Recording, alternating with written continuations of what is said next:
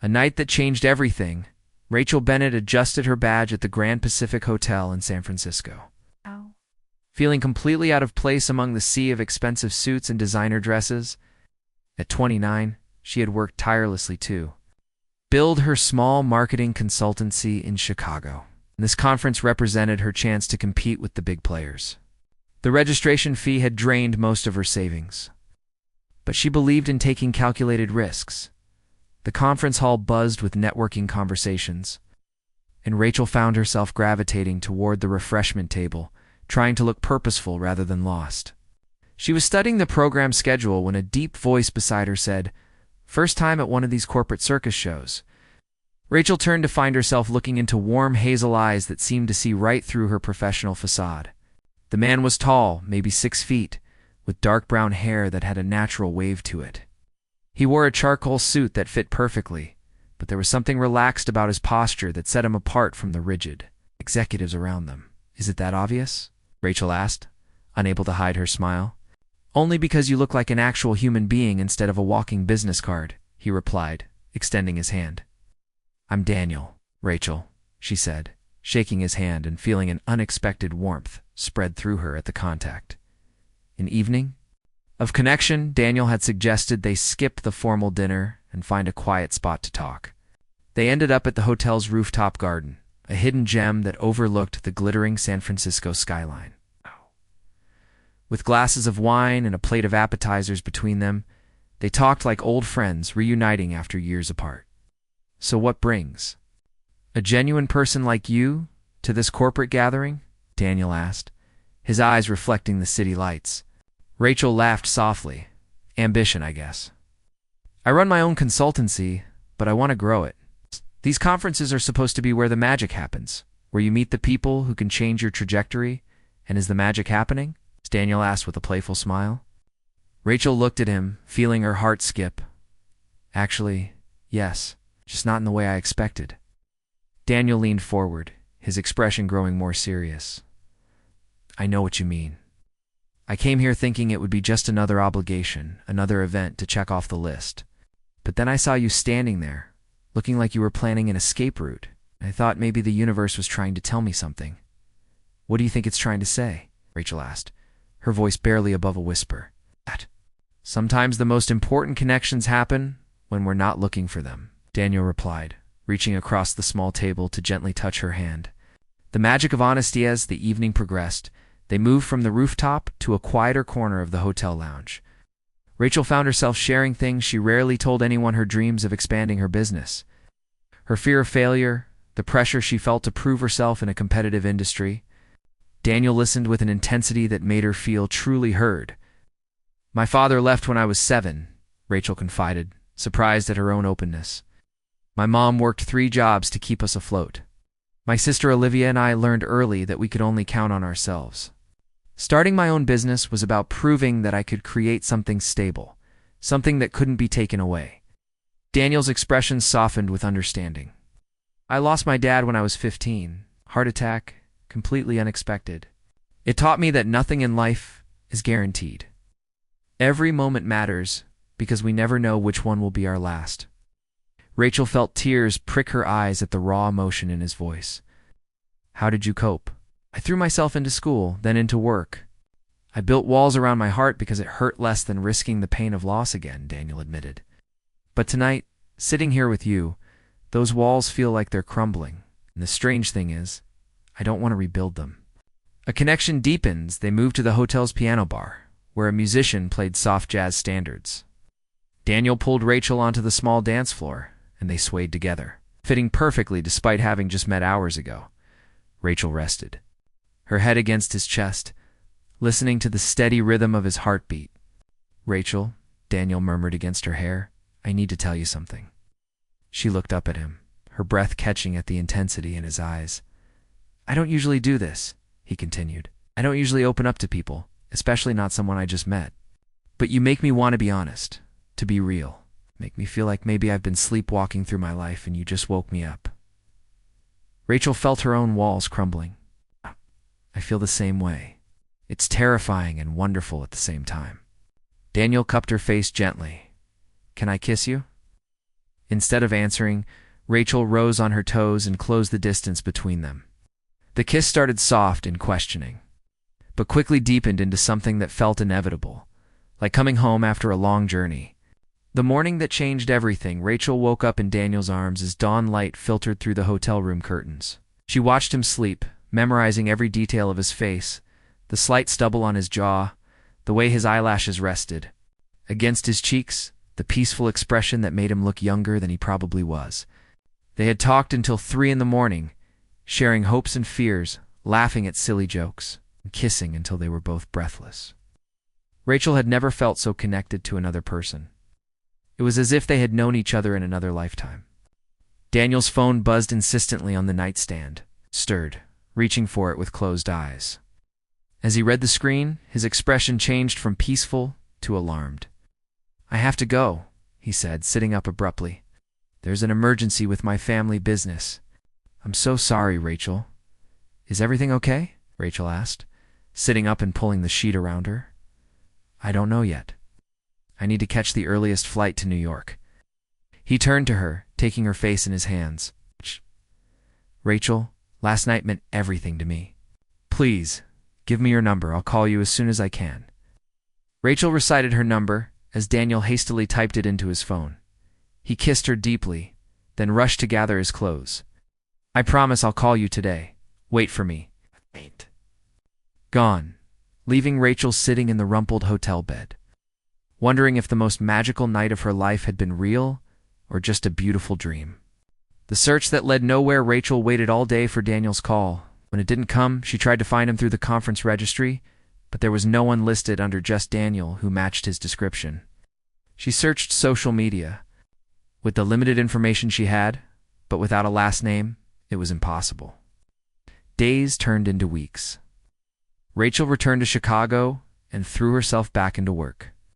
Trying to forget the man who had awakened something in her that she couldn't put back to sleep, she told her sister Olivia about the encounter, describing it as a beautiful moment that wasn't meant to last. Then, 6 weeks later, Rachel stared at the positive pregnancy test in her bathroom, her hands shaking. She tried Daniel's number again, but it went straight to a disconnected message. She hired a private investigator with money she couldn't afford to spend, but without a last name or any concrete details, the search led nowhere. Sitting in her small apartment, one hand on her still flat stomach, Rachel made a decision. She would raise this child alone. She had done hard things before. She would do this too. And if Daniel was meant to be in their lives, the universe would find a way to bring him back. She just never imagined it would take for years, or that when he finally reappeared, he would be standing in a boardroom as her new boss.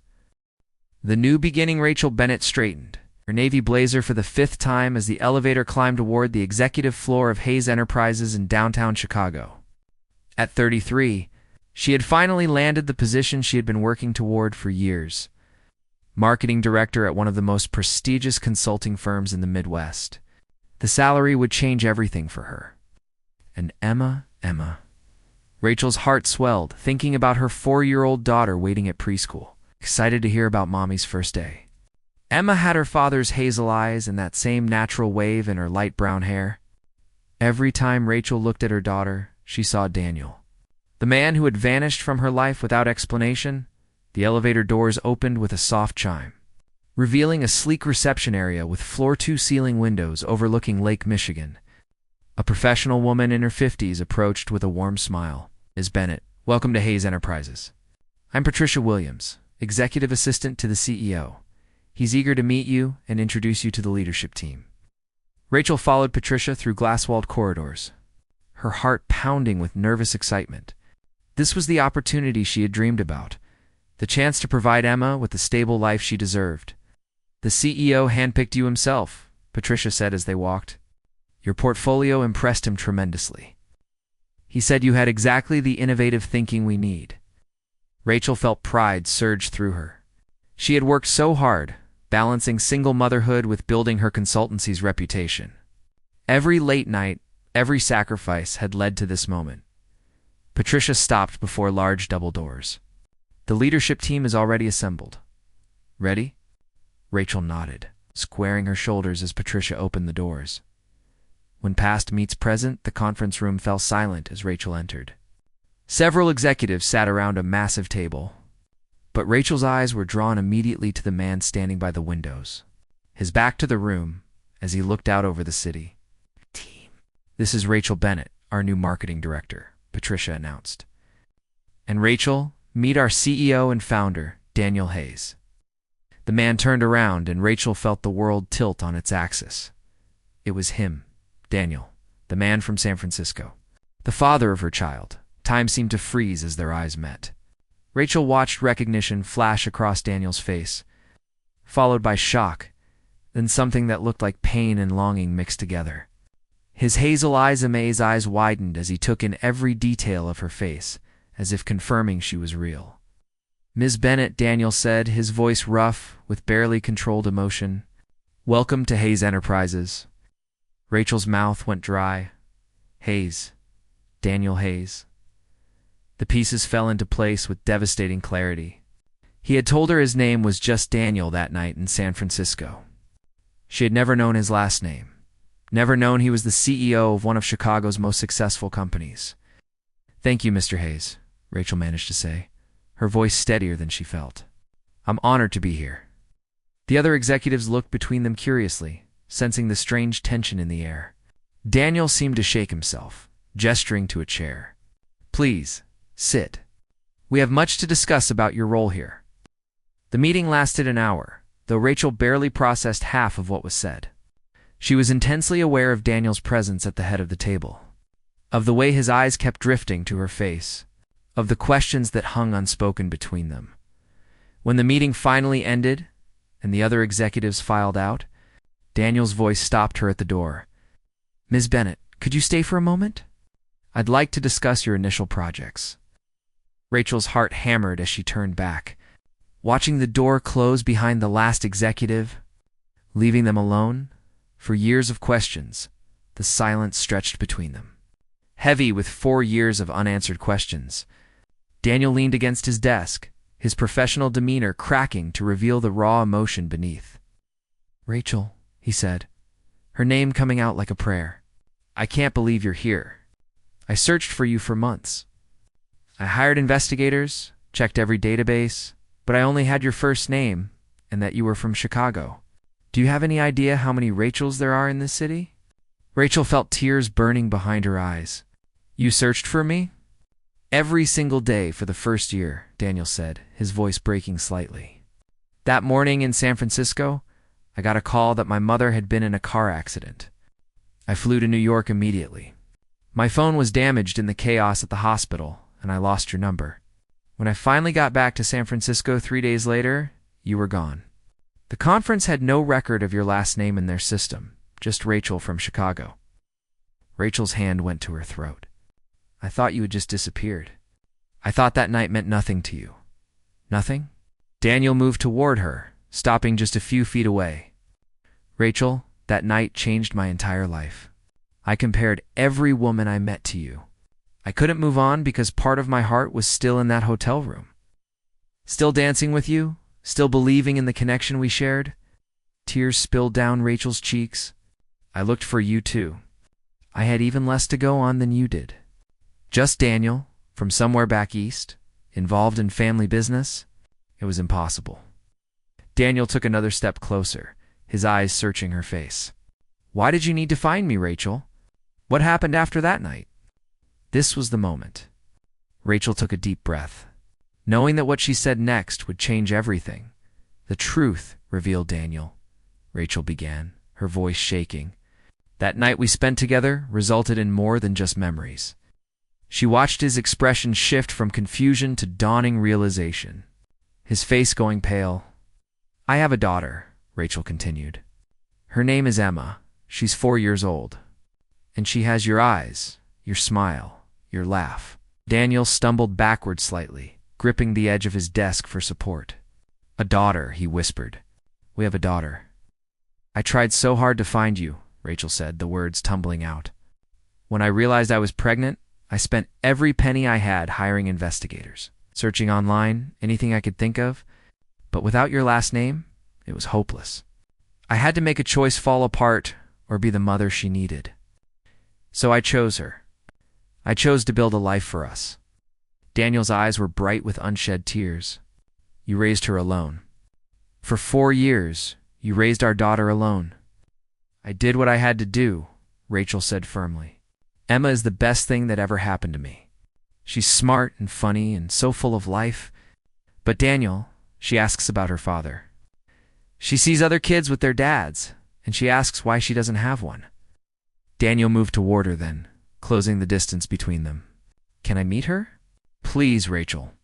I know I have no right to ask, but I've already missed 4 years. I don't want to miss another day. Rachel studied his face, seeing genuine anguish and desperate hope. This isn't simple, Daniel. She doesn't know about you. I can't just introduce a stranger and say he's her father. Then let me get to know her first, Daniel said quickly. As your friend, as someone from work, let me be part of her life gradually, and when she's ready, we can tell her the truth. Rachel closed her eyes, weighing the decision. Opening her life to Daniel meant risking everything: her heart, Emma's heart, the careful stability she had built. But she also saw the love in his eyes, the genuine desire to be a father to his child. Saturday, she said finally. There's a park near our apartment. Emma loves the swings. We could meet there at 2 o'clock. Casual, no pressure. Daniel's face transformed with a smile that took her breath away. Thank you, Rachel. You have no idea what this means to me. Complications arise. The rest of the week passed in a blur of orientation meetings and getting familiar with her new role. Rachel excelled at the work, her innovative ideas impressing the entire marketing team. But underlying everything was the constant awareness of Daniel's presence in the building. The weight of their shared secret. On Thursday afternoon, Patricia appeared at Rachel's office door with an apologetic expression. Rachel, I'm sorry to interrupt, but there's someone here to see Mr. Hayes.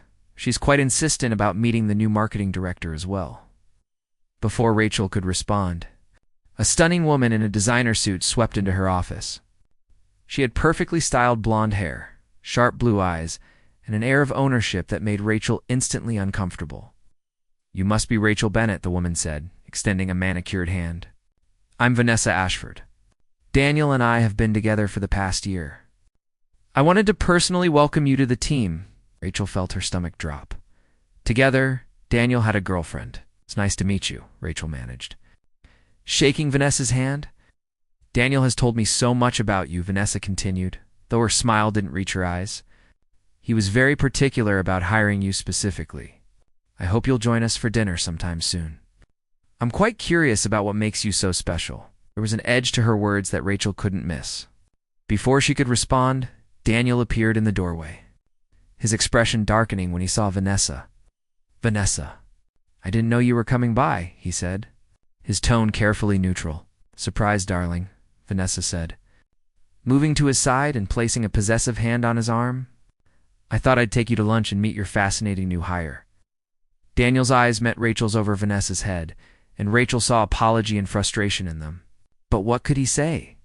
What could either of them say? Actually, I have a meeting in 5 minutes, Rachel said, gathering her things. But thank you for stopping by, Vanessa.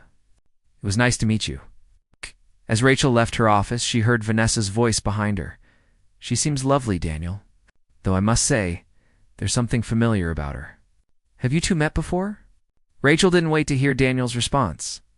Saturday at the park. Saturday arrived with perfect autumn weather. Rachel dressed Emma in her favorite purple dress with butterflies on it, braiding her daughter's light brown hair while trying to calm her own nerves. Mommy, why are you so jumpy? Emma asked, studying Rachel's reflection in the mirror with those perceptive hazel eyes. I'm just excited for park day, sweetheart, Rachel said, kissing the top of Emma's head. We might meet a friend of Mommy's there. A friend. Is it Aunt Olivia? Emma asked hopefully. She adored Rachel's younger sister. No, someone new. Someone I knew before you were born. Aye. They arrived at the park right at 2 o'clock. Emma immediately spotted the swings and tugged on Rachel's hand. But Rachel scanned the area until she saw him, Daniel, sitting on a bench near the playground, dressed in jeans and a casual button-down shirt. He looked nervous, his leg bouncing as he watched families play. When his eyes found them, He stood slowly, when Rachel watched his face transform as he took in Emma for the first time. His daughter? Their daughter, Emma, noticed him too, her natural curiosity overcoming any shyness.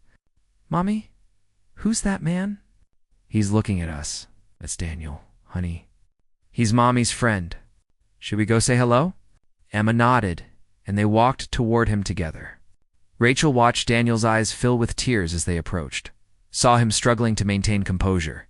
"Hi," Daniel said softly, crouching down to Emma's level. "You must be Emma. Your mom has told me wonderful things about you." Emma tilted her head, studying him with the serious expression she used when sizing up new people. "Hi, you have eyes like me?" Daniel laughed, the sound catching in his throat. "I guess I do. Is that okay?"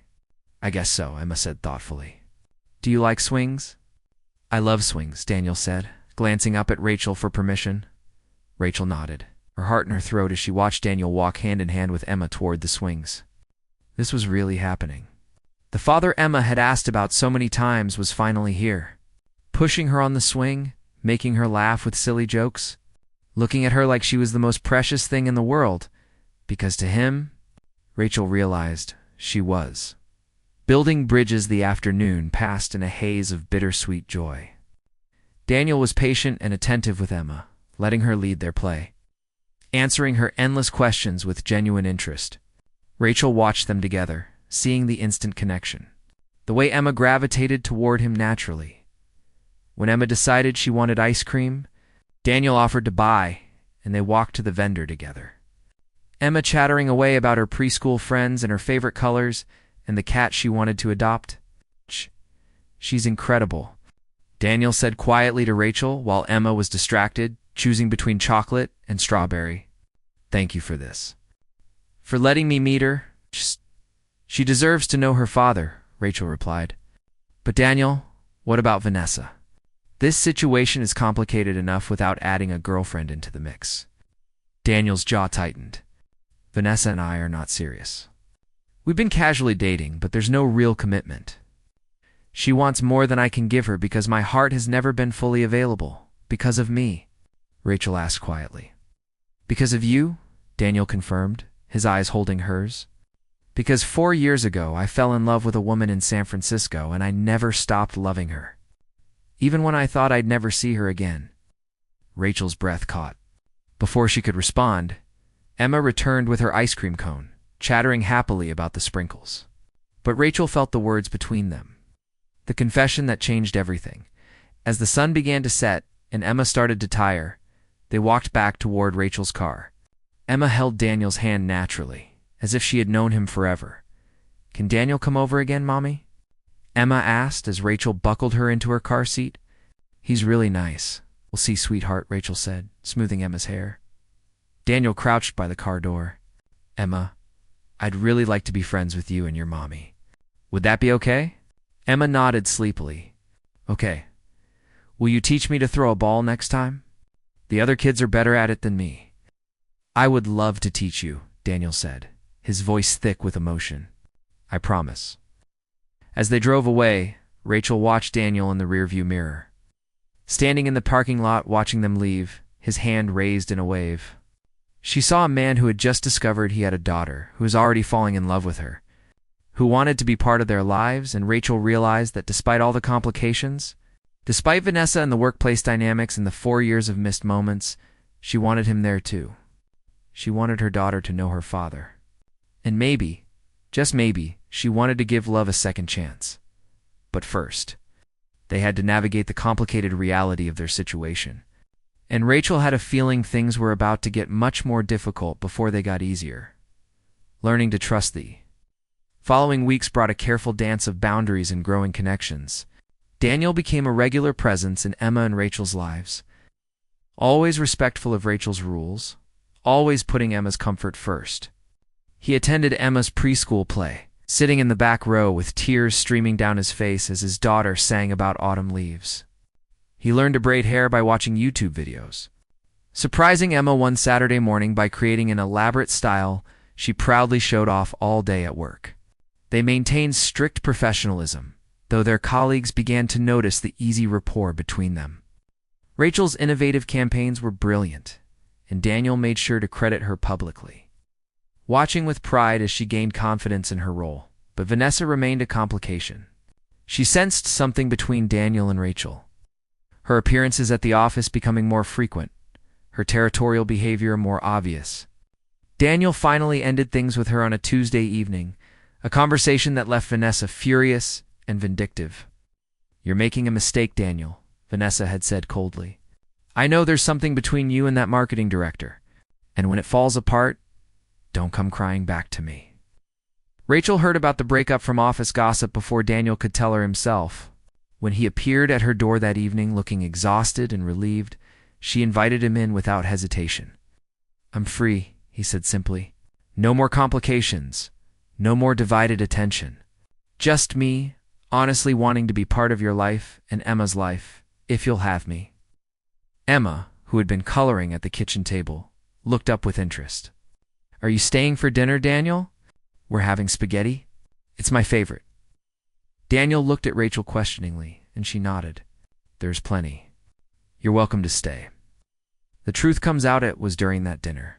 Watching Daniel help Emma twirl her spaghetti while making her laugh with silly voices, that Rachel realized they couldn't keep the truth from Emma much longer. The little girl was already asking why Daniel visited so much, why he looked at her the way he did, why she felt so happy when he was around. After Emma went to bed, Rachel and Daniel sat on the couch, the weight of unspoken words between them. "We need to tell her," Rachel said quietly. "She's starting to ask questions, and she deserves the truth." Daniel nodded, his hands clasped tightly together. "I'm terrified," he admitted. "What if she's angry that I wasn't there before? What if she doesn't want me to be her father?" "She already loves you," Rachel said softly. "I see it in how she lights up when you arrive, how she saves her best drawings to show you, how she asked me yesterday if you could come to her preschool graduation." Daniel's eyes filled with tears. "She asked that?" "She did. Because in her heart, she already knows, Daniel. She just needs us to confirm it." They decided to tell Emma the following Sunday, during a picnic at the park where they had first met as a family. Rachel packed Emma's favorite foods while Daniel brought a kite he had bought specially for the occasion. Emma was delighted by the kite, running through the grass as it soared above them, Daniel guiding her hands on the string. Rachel watched them together, her heart full and aching at the same time. This was the family she had dreamed of, the completeness she had thought was impossible. When they settled on the picnic blanket to eat, Rachel caught Daniel's eye and nodded. "It was time. A daughter finds her father." "Emma, sweetheart," Rachel began, her voice gentle. "Daniel and I need to talk to you about something important." Emma looked between them with serious eyes, setting down her sandwich. "Am I in trouble?" "No, baby, not at all," Rachel assured her, pulling Emma into her lap. "Do you remember how you've asked me about your daddy?" Emma nodded slowly, her thumb finding its way to her mouth, a habit that appeared when she was nervous.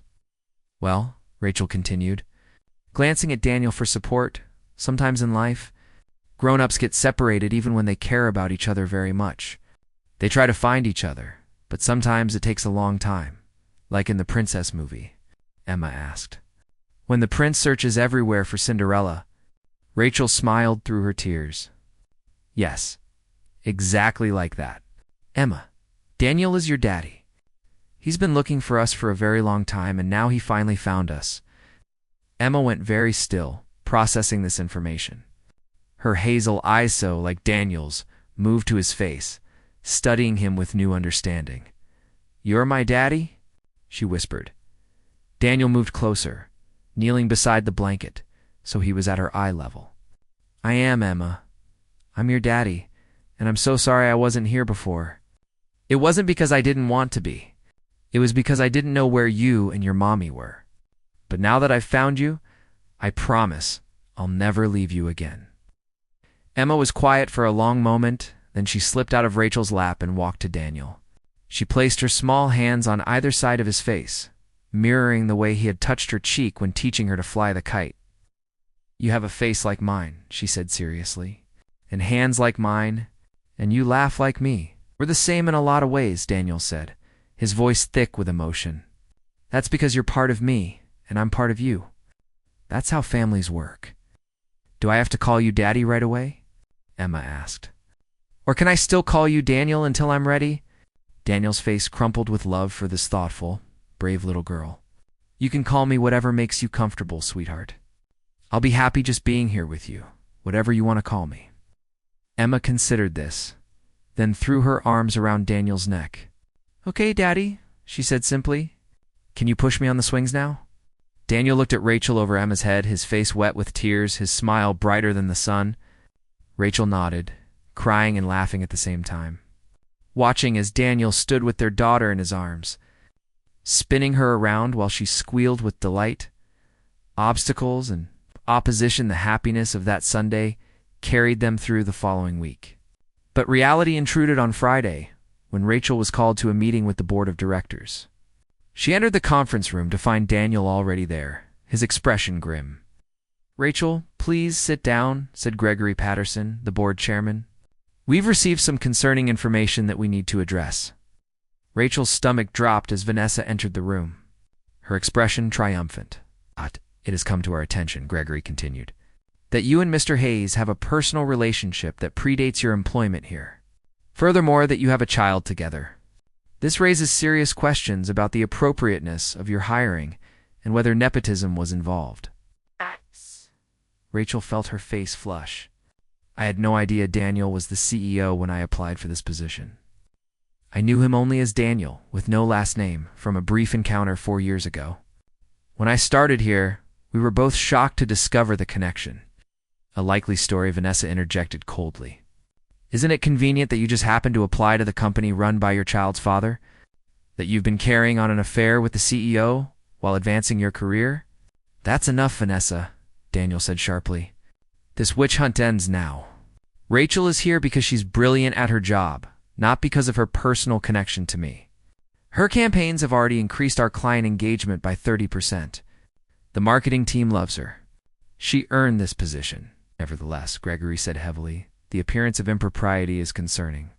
We need to determine the appropriate course of action. Rachel stood, her hands shaking, but her voice steady.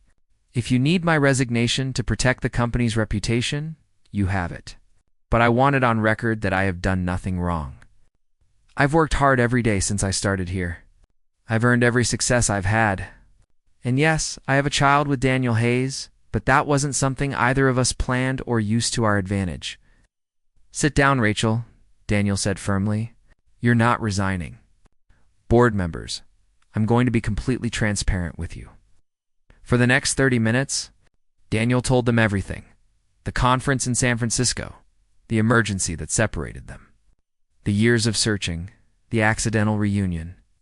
He showed them Rachel's file, demonstrating that she had been selected based solely on her qualifications before he even reviewed the applications. The truth is, Daniel concluded, Rachel Bennett was qualified for this position regardless of our personal history. But I won't lie to you, I'm in love with her. I'm in love with the mother of my child, and I intend to build a life with her if she'll have me. If that's a problem for this board, then you can ask for my resignation instead. The room fell silent. Rachel stared at Daniel, her heart pounding. He had just declared his love for her in front of the board of directors. Risking everything, Gregory looked around the table at the other board members, then sighed. This is highly irregular. But Mr. Hayes, your passion for this company and your integrity have never been in question. If you say Ms. Bennett earned her position, I believe you. However, I suggest that to avoid any future conflicts of interest. Ms. Bennett should report to someone other than you directly, agreed, Daniel said immediately. Whatever it takes to keep her here and maintain the company's reputation. Vanessa stood abruptly. This is ridiculous. You're all being manipulated by a pretty face and a convenient sob story, Ms. Ashford, Gregory said coldly. You are not a member of this board, and you were invited here as a courtesy to share your concerns. Those concerns have been noted and addressed. I think it's time for you to leave. After Vanessa stormed out, the meeting concluded with new reporting structures that satisfied the board's concerns while allowing Rachel to keep her position. But as Rachel left the conference room, she felt drained and shaken. Daniel caught up with her in the hallway. Rachel, I'm sorry. I should have handled this better, should have anticipated that Vanessa would try something like this. You told them you loved me, Rachel said quietly, finally looking at him. I did, Daniel confirmed, taking her hands. Because it's true. I love you, Rachel. I loved you that night in San Francisco. I loved you through 4 years of searching. And I love you even more now that I know the incredible woman you've become. The amazing mother you are to our daughter. Rachel felt tears streaming down her face. I love you too. I think I've loved you since that first night, and I never stopped. Daniel pulled her into his arms, holding her close. Then let's stop wasting time. Let's build the future we should have had 4 years ago. Let's be a family. A proposal and a promise that evening, Daniel came to Rachel's apartment for dinner, as had become their routine. Emma greeted him at the door with a drawing she had made of the three of them holding hands. This is our family, she announced proudly. You and Mommy and me. After dinner, after Emma's bath time and story time. After she was tucked into bed with goodnight kisses from both her parents, Daniel and Rachel sat together on the couch. I have something I want to ask you, Daniel said, reaching into his pocket. But first, I want you to know something. That night in San Francisco, I told you that I had been sleepwalking through my life until I met you. That's still true. These past 4 years, even when I thought I'd lost you forever, you were the dream I held on to. And now that I have you here, now that we have Emma, I don't want to waste another moment. He opened a small velvet box, revealing a simple but beautiful ring with a diamond that caught the lamplight. Rachel Bennett, will you marry me? Will you let me be your husband, Emma's father, and part of this family, officially and forever? Rachel looked at the ring, then at Daniel's face, seeing the love and hope and promise in his eyes.